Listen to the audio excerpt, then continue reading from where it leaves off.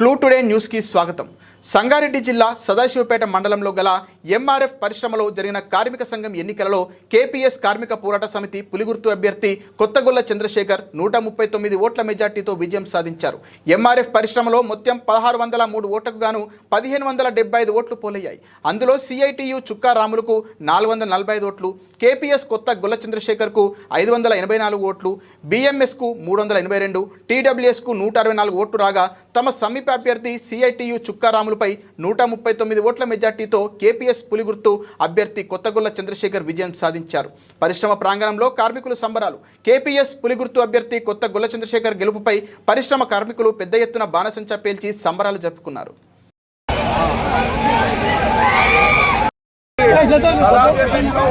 MRF company Medak plant లో కార్మిక గుర్తింపు ఎన్నికలు జరిగినాయో ఆ గుర్తింపు ఎన్నికల్లో కార్మికుల పార్టీ అయిన కార్మిక పోరాట సమితి కేపీఎస్ అనేది భారీ మెజార్టీతో గెలవడం జరిగింది.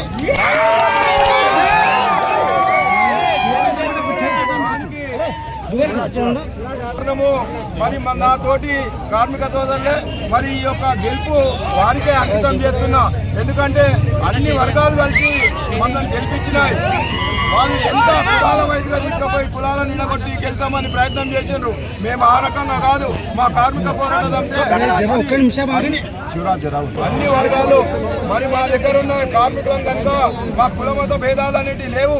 మేమంతా కార్మికులం కనుక కార్మికులు మా ఇంట ఉన్న వాళ్ళు కూడా ఎందరో ప్రయత్నం చేసి మా గెలుపు భాగమైనరు. మరి ఈ గెలుపు ఆశామాచి గెలుపు కాదు. మరి ఎందుకంటే మరి ఇక్కడ ఎంఐఎంఈలు పోటీ చేసిండ్రు.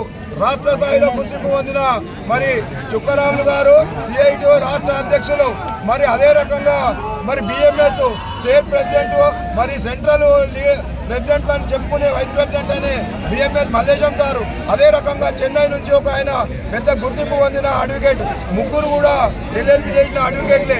మరి వాళ్ళ మీద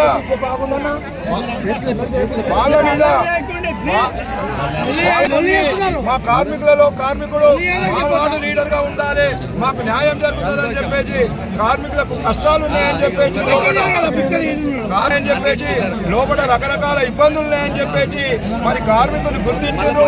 మరి ఈ గెలుపును మరి నా తోటి కార్మికులకు ఎంఆర్ఎఫ్ కార్మికులకే అంకితం చేస్తున్నామని చెప్పేసి